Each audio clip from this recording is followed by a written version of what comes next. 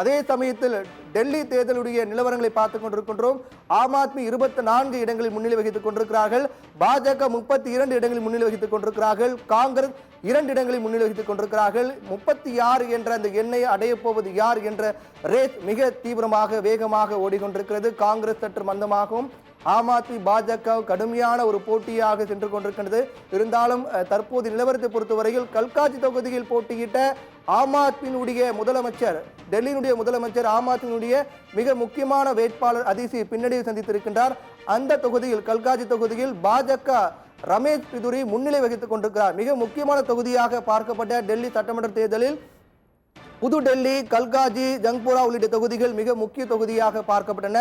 புதுடெல்லியை பொறுத்தவரையில் தொடர்ந்து 3வது முறையாக அரவிந்த் கெஜ்ரிவால் அங்கு வெற்றி பெறுவாரா என்ற கேள்வி எழுந்திருக்கின்றது. ஆனால் அங்கும் தற்போது கடுமையான ஒரு போட்டி இடுபறிதான் காணப்படுகின்றது. ஆனால் அதே சமயத்தில் மிக முக்கிய வேட்பாளராக பார்க்கப்பட்ட டெல்லியினுடைய முதலமைச்சர் தற்போதும் அவர் டெல்லியில் ஆம் ஆத்மி மீண்டும் ஆட்சி அமைத்தால் நீதிமன்ற அந்த உத்தரவுக்கு இணங்க மீண்டும் யார் முதலமைச்சராக வருவார்கள் ஆம் ஆத்மி என்ற கேள்விக்கான அந்த பரபரப்பு சென்று கொண்ட நிலையில் அதிசி என்பது மிக முக்கிய வேட்பாளராக பார்க்கப்பட்டார்கள். தற்போது அவர் பின்னடைவு சந்தித்து வருகிறார்.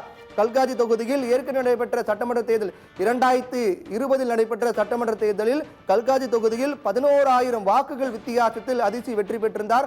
ஆனால் தற்போது அந்த தொகுதியில் அதிசி பின்னடைவு சந்தித்திருக்கிறார். மிக முக்கிய வேட்பாளராக பார்க்கப்படக்கூடிய அதிசி பின்னடைவு கல்காஜி தொகுதியில் அங்கு பாஜக வேட்பாளர் ரமேஷ் பிதுரி முன்னிலை வகித்துக் கொண்டிருக்கிறார். அங்கு காங்கிரஸ் தரப்பில் அங்கு அல்கா லம்பா போட்டியிட்டார். அவருடைய வாக்கு நிலவரங்கள் இன்னும் வெளியாகவில்லை. இதற்கிடையே மிக முக்கியமான தொகுதியாக பார்க்கப்பட்ட கல்காஜி தொகுதியில் 11,000 வாக்குகள் வித்தியாசத்தில் வெற்றி பெற்ற அதிசி தற்போது பின்னடைவு சந்தித்து வருகிறார் என்ற செய்திதான் மிக முக்கிய செய்தியாக பார்க்கப்படுகிறது.